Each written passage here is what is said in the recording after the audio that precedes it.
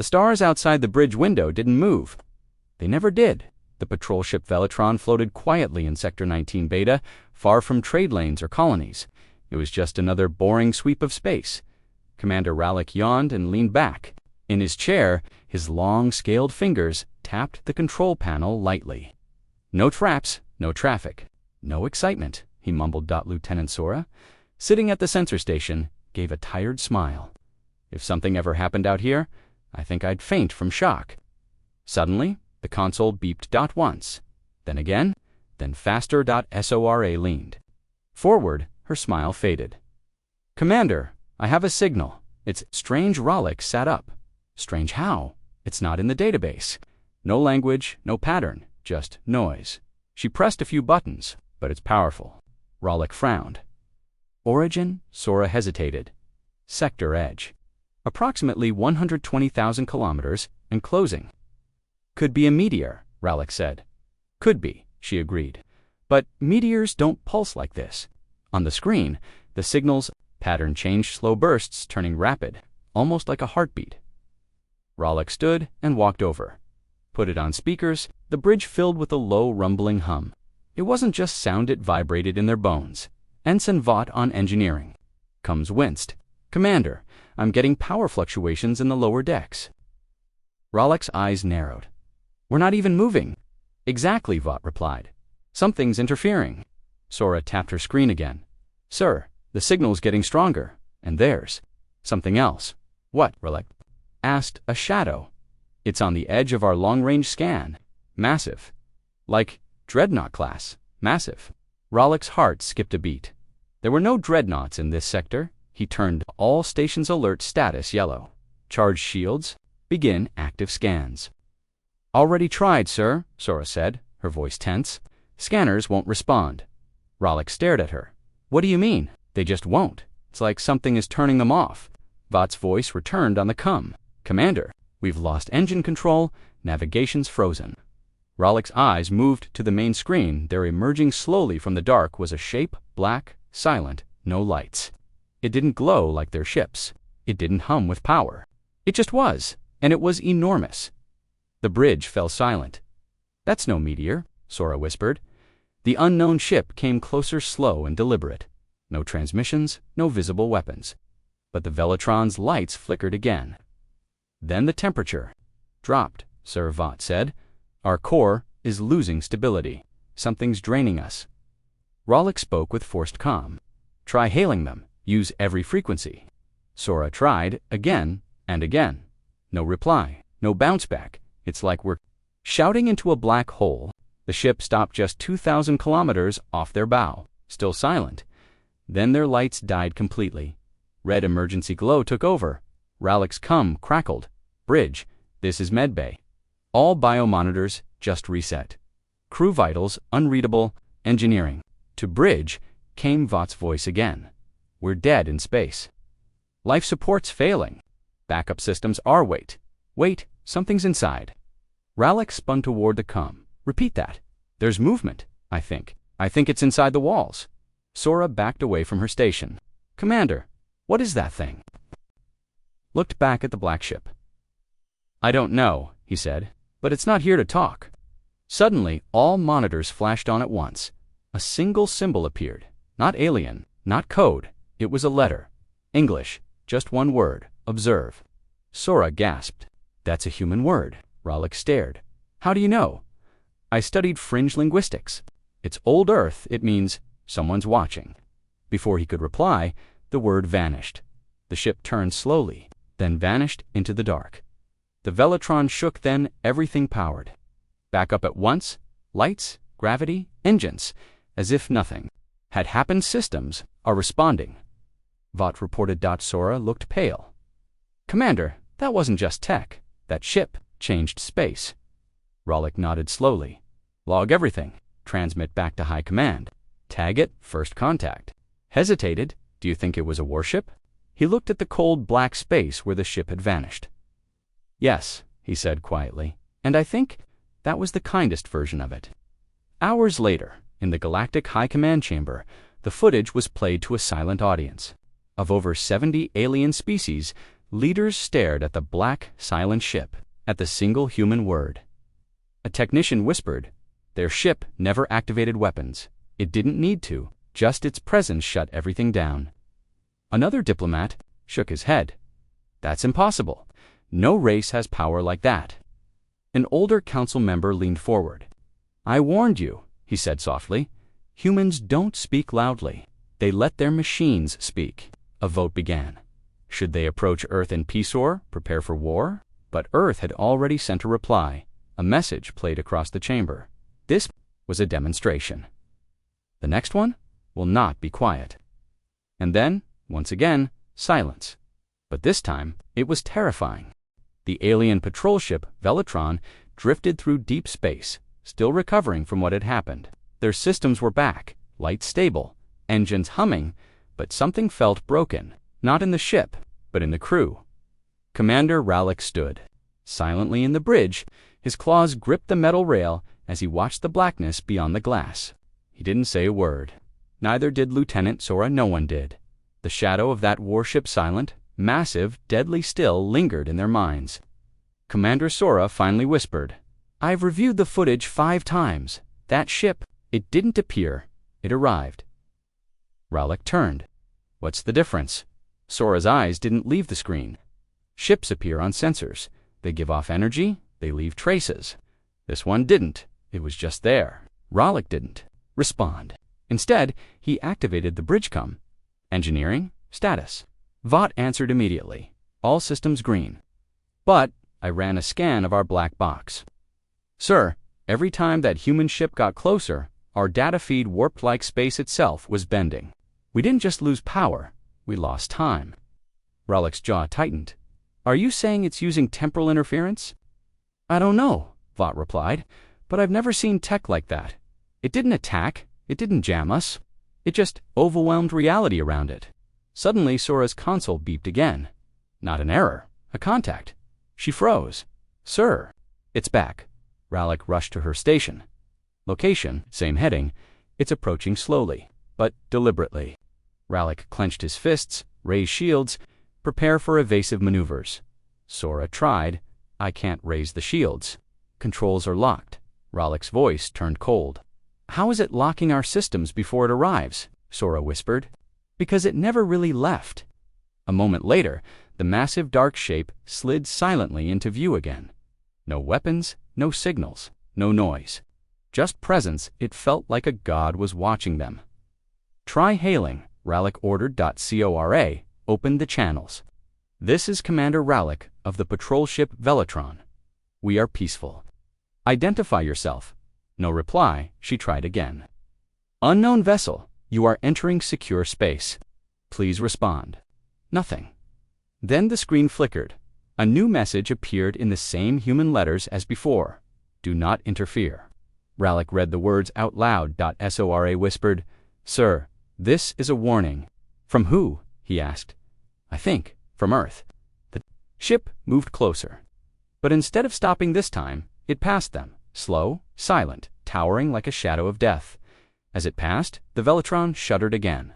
Lights dimmed. Hull temperature dropped by 10 degrees instantly. Then, without a word or a trace, the warship vanished into hyperspace. Not with a flash, not with a jump. It simply was gone. Vought's voice returned. "Commander, that thing just slipped out of normal space without opening a gate." "How is that possible?" Rallick looked at the empty screen. "We're dealing with something beyond science." Sora turned to him. "Should we report it again?" Rallick nodded. "Send everything to High Command. Full logs, visuals, audio. And this time, tell them the humans are not testing weapons. They're making a statement," Sora finished. Meanwhile, in the Galactic High Council, the footage played again for the top military minds of the Empire. General Uthor watched silently. The other admirals whispered around him. That ship could disable systems without firing. It broke their sensors, their engines, even time flow. How is this possible? Humans don't have this kind of tech. Uthor raised a hand. Enough. The room went silent. He stood. Humans were once seen as weak, primitive, isolated, but clearly we misjudged them. An old diplomat asked, "Do you think this was an act of war?" Uthor shook his head. If they wanted war, the Velatron would be debris. Another general leaned forward. "So what is this?" Utho's eyes narrowed, a show of power, and a warning, "We can end you without touching you." The room grew cold. Then a signal flashed across the table. Incoming transmission. From Earth, no video, no face, just text. "This is the Vindicator-class ship from Earth. You are watching. We are aware. Next time, approach with respect." Then silence, no trace, no signal origin. Just like the ship, the alien council stared in horror. They knew we were watching. Someone whispered. They allowed it. Another added. General Uthor sat down heavily. "Begin emergency protocols. Do not send scouts near Sol, not without permission." "We are no longer the superior race, but," one admiral asked, "how did humans build something like that?" Uthor replied, "That's the question I intend to answer.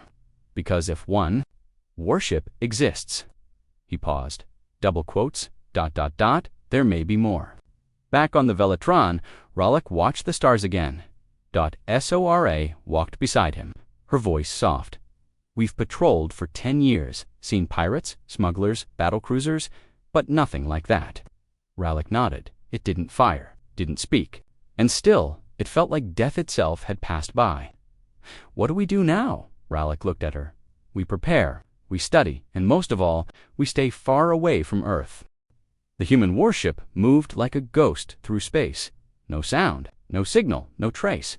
It was called Vindicator, a Titan-class stealth warship, built not for war, but for one thing only: control. Inside, the walls were dark steel. The lights were dim. The air was cold and clean. Captain Ares stood in front of the main viewing screen. His uniform was simple black with a silver stripe across the chest. No medals, no decorations, just the symbol of Earth, a broken chain around a planet. "Status report," he said calmly. A voice answered from behind. It belonged to Lieutenant Vega, the ship's tactical officer. "All systems stable.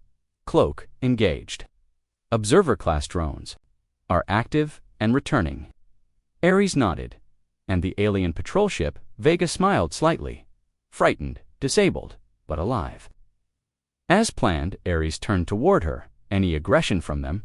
"No, sir. They tried hailing us. We didn't respond, and they're fleet." High Command intercepted transmissions. "They're shaken. The Council is in emergency session."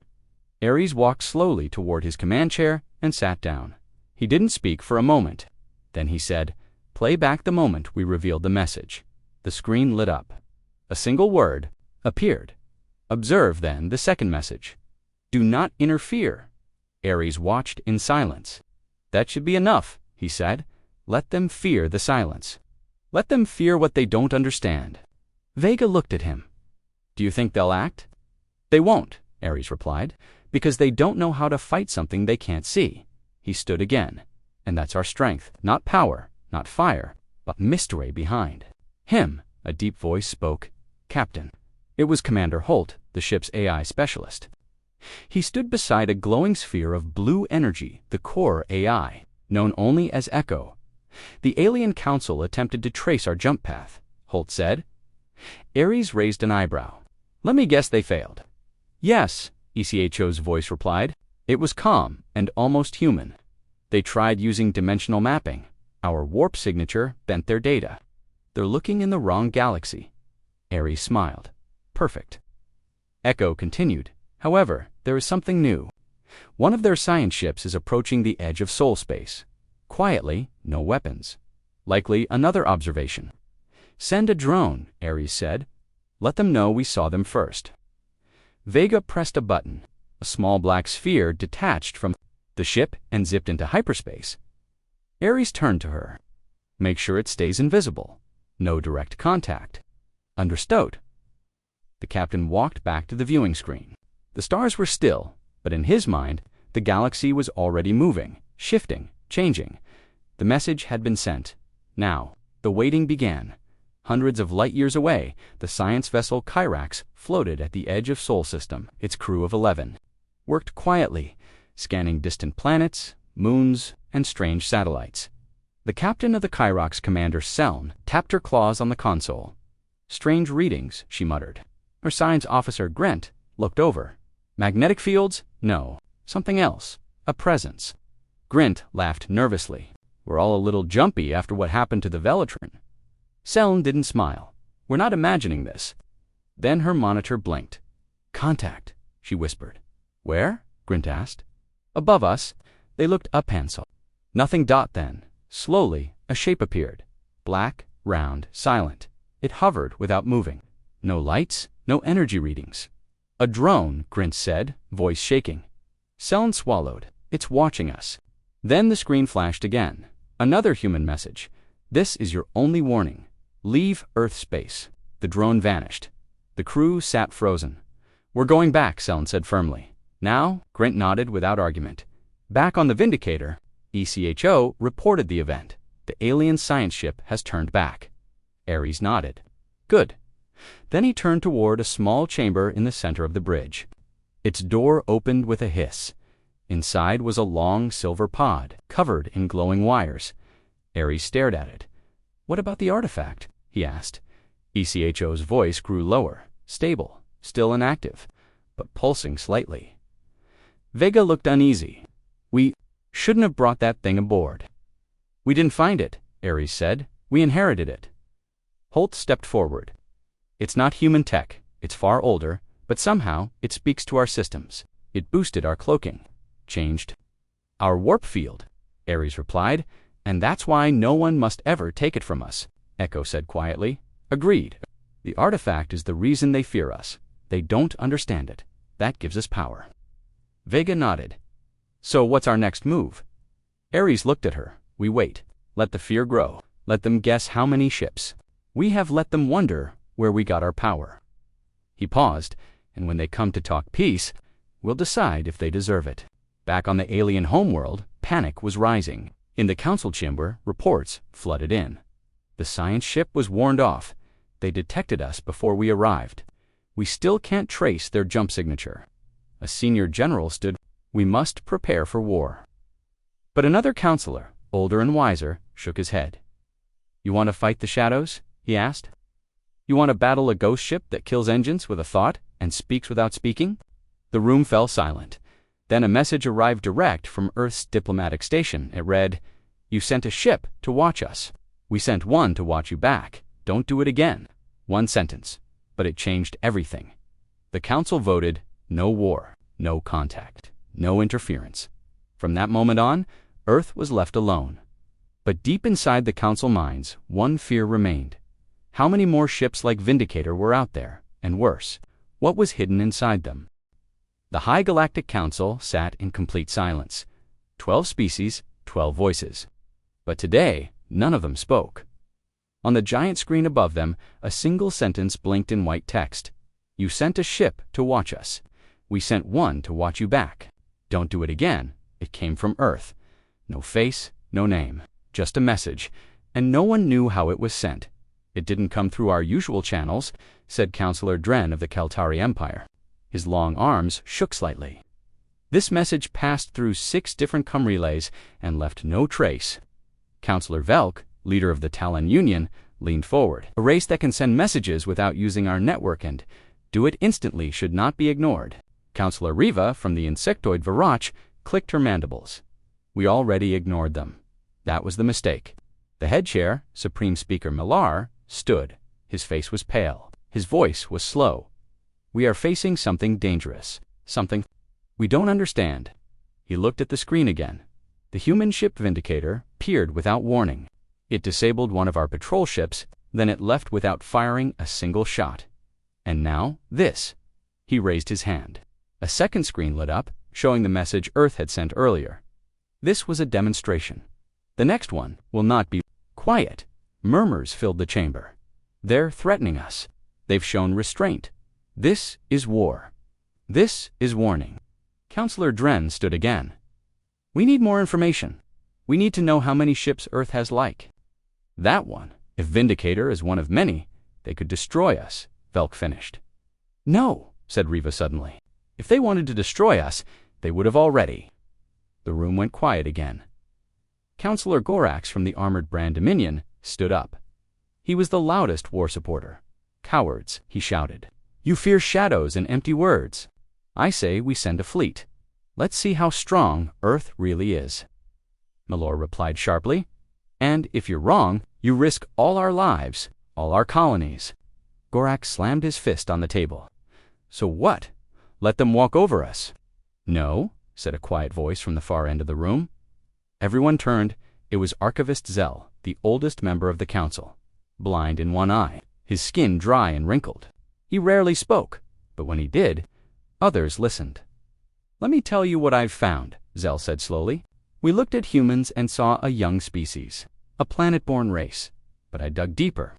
I went into records older than the council itself." He held up a device. "This is from a forgotten outpost near the Galactic Rim. It contains a warning written thousands of cycles ago." He tapped the device. A symbol appeared, a planet, half covered in chains, half on fire. Zell continued. "The records speak of a race that once escaped extinction by breaking themselves. They rewired their biology, changed their minds, their machines, their world." Dren narrowed his eyes. "You're saying humans have been here before?" "I'm saying," Zell said carefully, "this isn't their first rise." Velk whispered, "That warship, Vindicator. What if it isn't just advanced? What if it's ancient?" The council chamber grew cold suddenly. The doors opened. A scout officer stepped in. "Forgive the interruption," he said, bowing quickly, "but we just detected something new." Malor tensed. "What is it?" The scout handed him a tablet. 3 of our deep-range drones stopped sending data. All at once, all near the Sol system. Malor read the report. No sign of destruction. The scout said, "No wreckage, no signal, just silence." Counselor Riva hissed softly, "Vindicator again." The scout hesitated, but all 3 drones were cloaked, hidden they shouldn't have been seen. Malor turned to the council. "Let me be clear. Earth knows what we're doing before we do it. We should talk to them," Riva said. "Open, peaceful contact." "They won't talk," Velk argued. "They sent messages, yes, but only after we made a move. This is their game." Zell looked at the others. "They are watching, waiting. Every mistake we make. They learn every move. They calculate." He leaned forward. "We are not dealing with simple humans. We are dealing with something that's been preparing for a very long time." Gorak stood again. "Then what do we do? Sit in fear?" "No," Malor said finally. "We prepare quietly, secretly, and we do not provoke them again." The council agreed. For now, deep in a hidden military base on the 3rd moon of the Brand Dominion, General Gorax walked through a dark tunnel. He was not done, not afraid. He entered a vault with steel walls and a long table. Several shadowy figures stood around it. "Is it ready?" Gorax asked. One of the scientists nodded. "Yes, General. The anti-human prototype ship is built using everything we've learned. It's fast, it's silent, and it's powered by a stolen core similar to theirs." Gorak smiled. "Perfect. Let's send it close. See if they notice." The scientist hesitated. "And if they do," Gorax's eyes narrowed. "Then we'll finally know if they're truly gods or just another species waiting to be broken." But far, far away aboard the human warship Vindicator, Captain Ares sat calmly at his station. Echo spoke softly. "Enemy prototype ship detected. Moving toward Sol perimeter." Ares didn't move. He only said 2 words. "Let it." The lights on the alien ship flickered again. Captain Varen stood on the bridge, eyes fixed on the glitching control screens. The crew had spent hours trying to restore full system function, but nothing stayed stable for long. One moment, they had power. The next, the screens turned black. Communications crackled with static. Even the gravity field had started to pulse like a heartbeat. Something unnatural was happening. "Any luck with the sensor array?" Varen asked. Lieutenant Jarrell, the ship's top technician, shook his head. "We rerouted power through backup cores, but the systems refuse to lock on to whatever's out there. It's like the universe is bending around the signal." "What do you mean?" Varen stepped closer. "I mean," Jarrell whispered, "it's not just interference. It's a presence, something aware." The bridge fell silent. Then the lights dimmed to red. The alert sirens didn't wail like usual. Instead, a low hum rose deep, and vibrating like a warning growl from the dark. "Brace for external scan," shouted the navigation officer. "Something just swept across our hull fast." The crew clutched consoles, but there was no impact, just silence, and then a voice. A voice not from there comes not from the speakers. It came from the walls. From the air, you were warned, it said in clear, calm English. Baron froze. Who said that? He demanded, where's the source? But no one could answer. Gerald checked the frequency logs. That voice didn't come from any system. Captain, it wasn't broadcast. It just appeared. The crew looked at each other in horror. Translate it again, Varen ordered. Although he already knew the message was in Earth's language, English, you were warned. That was all. A warning. But of what? Hours passed in eerie silence. The crew moved like ghosts, afraid to speak above whispers. Everyone felt it now, pressure in the air, like a storm about to break. Suddenly, Ensign Rinna shouted, Captain! External camera feed is back briefly. Put it on screen, Varen barked. The main view screen flickered on, and there it was. For the first time, they saw it, the human warship. It didn't look like their own ships. No elegant curves, no shining white alloy. It was a massive black spearhead, rough and brutal in design. It had no insignia, no lights. It didn't need them, but the worst part, it wasn't moving. It was just floating, watching distance. Varen asked. 200,000 kilometers, said the sensor officer. But, sir, it's not on our scanners. Visually, yes. Technically, it's not there. Varen clenched his fists. What kind of technology is this? Then came the second warning. The crew heard it all at once. This time, it wasn't a voice. It was an image burned into every screen on the ship. It showed a planet, an alien colony, then it showed fire, destruction, and silence. After 2 seconds, the screens returned to normal. That was Kirith, said Rinna, pale as bone. That was our outpost on the outer rim. That outpost hasn't reported in days, said Jarrell. We assumed it was solar storms. Varen's voice was cold. No, that was the humans. Panic broke out on the bridge. Some shouted, some froze. Others simply refused to believe. We need reinforcements, someone cried. We need to tell the Empire, but the communications were down again. Varen stared at the place where the image had burned itself into the screen. This wasn't just a warship. This was a message. The humans weren't hiding. They were letting the galaxy know. We're here. We see you, and we can strike whenever we want. Captain, said Rinna, her voice shaking, we're completely exposed. Varen nodded, but then he said something no one expected. Good. Let them see us. Let them test us. We're not cowards. Silence again, sir, asked Gerald. You're not suggesting we engage? No, said Varen. Not yet. But we'll gather data. We'll study it. And when the time comes, we'll be ready. No one believed him. Even Varen didn't believe himself, because deep in his heart he knew the truth. This warship, this human vessel, it hadn't come for war. Not yet. It had come to give a final warning. And if the galaxy didn't listen, then the next time the humans wouldn't send just one ship, they'd send an armada. And by then, no warning would be needed. Captain Varel stood in the center of the command deck, staring at the empty screen. For the last 2 minutes, every system on the alien ship had gone dark again. Lights flickered, something they didn't understand. This is the third blackout today, Officer Dran said, his voice shaking. It feels, alive. Alive, Varel repeated. Explain. Dran opened his mouth, then closed it. I don't know. Every time the lights go off, Varel turned to the science officer. Kieran scanned the ship, life signs. All decks. Kareen's fingers moved across her console. Internal scans offline. Rebooting. A sharp screech came from Deck 4 over the intercom. Everyone froze. There's no crew down there. Send a drone, Varel ordered. But the drone system was offline too. Manual inspection. Then he said, Dran, you're with me? Suits on? 20 minutes later, Captain Varel and Officer Dran reached the lower deck. The walls were scratched. Long marks like claws. Did we bring something back from that signal? He said. Unknown biology. It's the scanner screen exploded in sparks. Smoke rose. The shadow vanished. Back to the elevator. They ran. The darkness behind them seemed to follow. Back on the bridge, Charon waited, nervously watching the power levels. Bridge to Captain, do you copy? She called out static. The doors behind her opened. She turned quickly, but it was only Varel and Dran panting, helmets off. There's something down there, Varel said. It's not just tech interference. We have a visitor. Dran's face was pale. It touched my suit. It was cold, like space itself. Charon stared at them. What do you mean, visitor? We're alone. Varel leaned forward. We don't know that anymore. This ship is no longer just ours. Charon gulped. Should we evacuate? We can't, Varel said.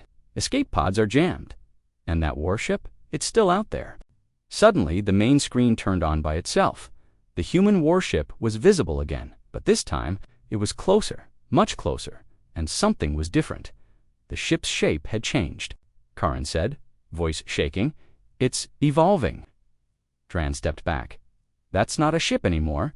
That's alive. Impossible, Varel whispered. But the warship's image began to shift again. It was sending a signal one not made. Of data, but of ... emotion, terror, pain, hunger, kareen, grabbed her head. I can feel it. It's inside my mind. Dran fell to his knees. Make it stop. Varel slammed his fist on the console. Shut down all external feeds. Charon hit the emergency cutoff. The screen went dark. The pressure lifted. Everyone gasped for breath. Moments later, the emergency lights turned red. New alert, Charon said weakly. Hull breach, deck 4. Again, Varel said. We just left that deck. No, this breach isn't from the outside, Charon said. Captain, that thing, whatever it is, it's moving. Varel stared at the glowing red alert. Seal the deck. Vent it to space if you have to. Suddenly, a low growl echoed through the ventilation shafts. Then, a whisper. It wasn't in any known language, but they all understood it. I see you. Varel's blood turned cold. That's not a machine, he said. That's something. Else? Charon turned slowly. It's using our systems, our scanners, our minds. It's learning, Dran said, from us. Then we'll stop giving it information, Varel said. It might already be in the AI. Then we burn it out, Varel said. Every file, every line of code. We fight. Just then, the lights turned pure white. A message appeared on every screen. We gave you a warning. A long silence followed. Then, the ship started shaking. Not from outside, from deep, within. Something was waking up. Something they didn't bring. Something that came with the signal. Brace yourselves, Varel shouted. For what? Dran yelled. But no answer came. Only the sound of metal. Twisting, and breathing. The alien boarding team had no idea what to expect. Captain Joran, leading the squad of elite Trellic warriors, stood inside the docking corridor, connecting their scout vessel to the human warship. His sharp claws gripped his plasma spear tightly. Behind him, 5 armored soldiers waited silently. The human ship was quiet. Too quiet, no response to hails, hissed one of the soldiers. Captain Joran nodded. Keep weapons ready. We move in. The door opened with a hiss. They stepped into a hallway filled with a strange, soft white light. The air smelled ... clean to clean, and it was warm, almost comfortable. Their scanners had stopped working the moment they stepped inside. All readings were blank. This is unnatural, whispered another soldier. No energy spikes, no heat readings, no life signs. But the ship is clearly active. Joran growled low. Humans hide. Be ready. Suddenly, a voice echoed through the hallway. You should not be here. The team froze. It wasn't a normal voice. It was calm, emotionless, and strange. It spoke Galactic standard, but the tone was flat, unnatural. Joran raised his spear. Who speaks? Show yourself. Silence. Then the lights above flickered once. Doors on both sides of the hallway slowly opened, revealing absolutely nothing. Empty rooms, empty chairs. No signs of a crew. One soldier took a step forward. There's no one here, Captain. This ship is a ghost. Joran didn't agree. Ghosts don't speak. He pressed a button on his wrist. Scout vessel, this is Joran. Respond. Static. No reply. He tried again. Nothing. The ship had cut them off. The hallway suddenly dimmed, then changed color. A soft red glow filled the air. Warning lights began to flash. "It's a trap," one soldier shouted. "No," said Joran, his voice calm. "It's a message." A screen lit up at the far end of the hallway. A video began playing. It showed a recording of the alien scout ship, their ship, trying to back away from the human warship. Then it showed the interior of their own ship, the pilots screaming, lights flickering, everything malfunctioning. Then, static.it was the moment they lost control. They were being shown their own failure. "How do they have this footage?" one soldier asked, fear in his voice. The screen turned black again. Then a single line appeared. "You are now inside Earth's first line of defense." The lights went out. Complete darkness. Something moved. Joran could feel it. Something was in the hallway with them. One soldier screamed and fired wildly. Plasma bolts lit the hall but hit nothing. No target, just empty air. Then the light snapped. Back on, the soldier was gone. Only his weapon remained on the floor, smoking slightly. Joran turned around. "Form up. Defensive formation." But there were only 3 soldiers left. "Where's Vec? He was right behind me," cried one. "He vanished, like the other." Joran bared his teeth. "It's not a ghost. It's a system. An AI or a trap design. Something watching us, testing us." "But what does it want?" another asked, voice trembling. Then the voice returned, "To teach you what fear feels like." Another flash of light, another soldier gone. Just dust in the air, JORR, and was now alone with one surviving team member. "Captain, ... We need to leave." Joran didn't reply. He was staring ahead. A door at the far end of the hallway opened. Inside was a large, dark chamber. Something glowed red within. Without a word, Joran walked toward it. The other soldier followed, shaking. They entered the chamber. Inside was a massive control panel. In the center stood a strange object, a black cube hovering above a pedestal. Words floated in the air above it. "This is the core of the warship. Touch it and know." Joran looked at the cube. Was it a weapon? A message? A trap? "I'll do it," said the soldier beside him. "No, I will," said Joran. He stepped forward and slowly placed his clawed hand on the cube. Instantly, his vision went white. He wasn't in the ship anymore. He saw earth-blue oceans, green, forests, massive cities, then fire. He saw alien fleets attacking Earth, human cities destroyed. But then, he saw humans rising, rebuilding, faster than any other species. He saw Earth creating warships, training soldiers, developing machines far beyond what was known. He saw one human captain speak to a galactic council. "You came to conquer. You came to control. But we are not your prey. We are the storm." Then the war began. Human warships tore through enemy fleets. Planets fell silent. Empires crumbled. And then Joran saw himself watching, running, terrified. The vision ended. JORRN dropped. To his knees, the cube still floated silently above the pedestal. The other soldier reached out to help him up. "What did you see?" Joran looked up slowly. "We are not ready for them." Suddenly, the ship lights brightened. A soft hum filled the air. The voice returned, now gentler. "But you will remember." The hallway behind them lit up. The path to the exit was clear again. JORRN stood up. He turned to the last soldier. "Let's go. We've seen enough." They walked back through the corridor, silent. The ship released. Them, their scout vessels, systems returned to normal. They took off immediately, not daring to look back as they flew away. The human ship remained in place, silent, still, watching, waiting. The ship was dark. Commander Threx stood in silence, watching the blinking lights on the emergency panel. Only a few systems were still online.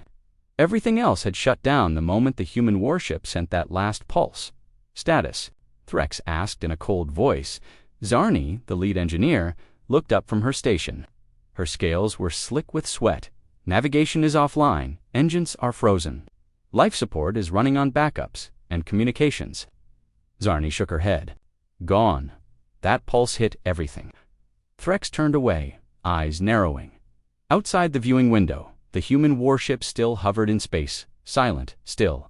But watching it hadn't fired a single weapon, and yet it had brought their entire ship to its knees. "How are they doing this?" Threx whispered. Deep in the core of the alien ship, Technician Varn was crawling through the maintenance shaft. He held a glowing tool in one hand and a sensor scanner in the other. Sparks lit the narrow space. "I found something," Varn whispered into his cum. "What is it?" Zarni's voice crackled weakly through the static. Varn shined his light on the wall. A small black device, no larger than a coin, was stuck between the power relays. "This isn't ours," he said slowly. "A tracker?" Zarni asked. Varn shook his head, even though she couldn't see him. "No, it's more advanced.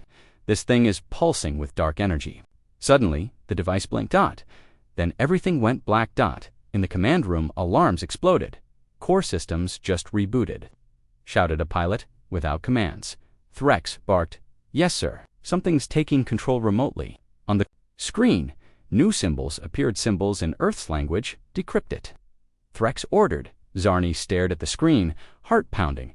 "I don't need to. I recognize it." "What does it say?" She gulped. "It says, 'Warning. Pursue next interference will result in destruction.'" Threx's jaw tightened. "They're inside our ship." Meanwhile, inside the human warship, silence filled the dark bridge. The crew wore black visors, faces hidden, expressions unreadable. At the center stood Captain May. She stared at the alien ship through a cold glass viewport. Her voice broke the silence. "Status. All systems nominal," her officer replied. "The implant worked. They found the signal trap." May nodded, "And the warning?" "Sent. They decrypted it instantly." May crossed her arms. "They won't listen. They never do." The officer hesitated. "Should we destroy them now?" May shook her head. "No, let them fear. Let them realize what they're facing." Back on the alien ship, panic was rising. Systems turned on and off randomly. Lights flickered. Doors locked themselves. A low hum echoed through the ship like a voice, whispering from the shadows. One crew member screamed. He swore he saw a figure moving in the hallway, armored, glowing red. "There's nothing there," his partner shouted. "You're imagining it," but the fear was real then. One by one, the security drones on board turned their weapons. "Inward, shut them down," Threx shouted. "We can't," Zarni cried. "The control codes have changed. They're not ours anymore." The ship began to shake. It wasn't a weapon strike. It was internal. "They're tearing us apart." From the inside, Threx whispered. Suddenly, a voice filled the ship. It was calm. "Human, you were warned." Everyone froze. The voice came from everywhere and nowhere. "You fired on our signal. You scanned our ship. You attempted to board. US, no one boarded them." Threx shouted back. The voice ignored him. "You were given a chance to turn back." The lights dimmed again. "This is your final warning. Leave. Do not follow. Do not provoke, or we will end this." The screen in front of Threx lit up again. This time it showed a human face. Captain May, expression cold, eyes unblinking. Then, the screen went dark, the shaking stopped, the systems came back online. Silence. Everyone just stood there. No one spoke, no one moved. Threx took a shaky breath and sat down. "What was that?" Zarni whispered. "A message," Threx said, "but we didn't even attack them." Threx looked up, face pale. "We didn't have to." Far away, the human warship slowly rotated and turned. Then it vanished into a tear in space faster than light. No sound, no trail, just silence. Zarni turned to Threx. "What do we do now?" Threx stood up and spoke so everyone could hear. "We go home. But the Council, let the Council deal with us. Let them poke the beast." He stared at the empty space where the warship had been. "But I won't." No one argued, because they all knew the truth now. Humans didn't need to fire weapons to destroy. They only had to warn you once. The air inside the alien command ship was tense. Commander Zurek's eyes were locked on the black screen. Every time they tried to scan the human warship, their systems either crashed or returned strange symbols. "Try again," he ordered. A young technician, hands shaking, tapped the console. "Sir, it's not responding. The signal is jamming our system." Again, Zurek slammed his fist on the armrest. "That ship is doing something to us, and we still don't know what it is." He turned to the science officer. "What happens when we approach it?" "Sir," the officer replied, "all power begins to flicker. Life support dips. Artificial gravity weakens." It's like our systems are being turned off, piece by piece. And the human ship? It just floats there. No movement, no communication, nothing. Zurek's eyes narrowed. It's watching us? On the human warship, deep inside its dark hull, Captain Mira Lawson stood silently. Her crew watched their screens, monitoring hundreds of signals. But one screen solid black was the most important. No sudden moves, Mira said calmly. Let them feel the pressure. They're panicking, her comms officer noted. Their backup systems are running on emergency power. They'll break soon, Mira replied. And then we'll speak. Back on the alien ship, a new signal appeared. Commander, incoming message from the human vessel. Everyone fell silent. The sound came slowly, not words, just a low hum, rising in tone. Vibrating the ship. It's affecting our bones, said one soldier, gripping his arm. No translation. Zurek asked none. But it feels like a warning. Zurek stood up. Enough. Prepare a shuttle. I want to board that ship myself. Sir, that's an order. 15 minutes later, a small alien shuttle approached the human warship. As it got closer, the sensors on board began to blink rapidly. Lights inside the shuttle flickered and then ... Silence. Myra watched from the bridge. They're here, said her pilot. Let them in, Myra said. Open Bay 9. The side of the human warship slid open, revealing a large hangar bathed in dim red light. The alien shuttle floated and guided. By unseen force, it landed. But no one moved, not from the shuttle, not from the humans, until a figure stepped out. Zurek, he was taller than most of his species, with sharp eyes and smooth blue skin. His hand rested on the sidearm at his waist, but as he looked around, he saw no weapons, no soldiers, only darkness and silence. Then a voice echoed through the bay. Welcome aboard. Zurek flinched. Who are you? He called out. The voice did not answer. Instead. The floor lights came alive one by one, leading him forward. He followed them. Zurek walked through silent corridors. The walls pulsed with soft light, like the heartbeat of something alive. He saw no one, he heard nothing, only the hum of the ship. Then he reached a door. It slid open. Inside sat Captain Mira Lawson. Alone, no guards, just a chair and her stare. You want to speak? She asked. Zurek studied her. She looked calm. To calm? What have you done to our systems? Mira smiled slightly. We haven't touched anything. Zurek's jaw clenched. Impossible. Your ship shuts down our tech. It blocks our scans. Even our minds feel off. Mira leaned forward. This ship doesn't attack. It defends. When you tried to scan us, you threatened us. So the ship protected itself. The ship has intelligence. Mira's eyes narrowed. It has instinct. Zurek stepped back. We came to warn you.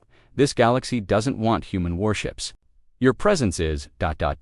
terrifying. Good, Mira said softly. Then it's working. Zurek blinked. You want them to fear you? Mira stood up slowly. No, I want them to respect us. But if fear is the only thing they understand ... so be it. Back on the alien command ship, the crew watched the black screen. No signal, no update, no word. From Zurek. Then, finally, the comms sparked alive. This is Commander Zurek. His voice said. Cheers broke out. Relief, but then he continued. Do not approach. Do not attack. Do not threaten. Everyone froze. What, sir? I've spoken with the human captain. I've seen their ship. I've felt what it can do. Listen to me now. He paused. This is not a war we can win. On the human warship, Mira stood alone at the viewing deck. She watched the alien fleet drift further and further away. Plot a course to the next system. Yes, Captain. And let the next fleet know, she added. If they want to understand humans, they should start with one question. What question, Captain? Mira smiled coldly. What kind of species builds a ship? ... that can think. The galaxy watched in silence. The human warship Spectre floated in orbit over the alien capital. It didn't fire. It didn't speak. It simply remained silent, dark, and terrifying. Inside the alien High Council chamber, chaos reigned. They haven't moved in 3 hours, yelled Minister Duval. What are they waiting for? General Vraith growled. They've already shown us what they can do. Every system we tried to use against them failed. Weapons, shields, even our escape pods, all shut down the second their ship arrived. They're jamming everything, another officer said, shaking. Not just communications, gravity systems, internal sensors, even our thoughts feel heavy. But no one wanted to say the truth aloud. They were afraid. Truly, deeply afraid. The humans hadn't made a demand. They hadn't sent a threat, and that silence was worse than war. Aboard the Spectre, Captain Elise Varin watched the alien world below. "Status?" she asked calmly. Commander Ray nodded. "All systems stable. Cloaked modules remain online. No movement from their planetary defenses. They're frozen." Elise didn't smile. "Good. Maintain pressure, no contact. Let their fear do the work." Behind her, a silent room of officers kept working focused, precise, and controlled. They had been trained for moments like this. Not to conquer, not to destroy, but to show dominance without lifting a finger. This was humanity's message. We are not to be underestimated. Meanwhile, on the alien planet's surface, panic began. Spreading among the population, emergency sirens had long stopped working. Power grids were fluctuating, and the sky once bright was now covered by the black shadow of the human ship. Children cried, elders whispered ancient prayers. Soldiers sat by their useless weapons, helpless. "Why don't they attack us?" His commanding officer responded, voice low and defeated, "Because they already have." On the bridge of the Spectre, a soft chime rang. Elise turned. "Talk to me. We have an incoming signal," Ray said. "From their High Council. It's not a threat. It's a request." "A request?" Ray nodded. "They want to talk. Peacefully. Privately. No public broadcast." Elise looked out the viewing window, eyes cold and focused. "Send them this message. You're not ready to speak with us. When you are, we'll know. Then cut all communication." "Yes, Captain." The message was sent. The silence returned. But that silence was louder than any explosion. Back on the alien world, the High Council sat in stunned silence. They rejected us. Minister Duvall whispered. Vroth slammed his fist on the table. "What do they want from us?" A quiet voice spoke at the end of the room. "They don't want anything," said the old historian, Chancellor Yavin. "They want us to learn?" "Learn what?" someone asked. "To stop seeing them as weak.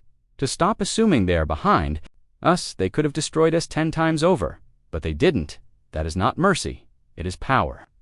The room went quiet again.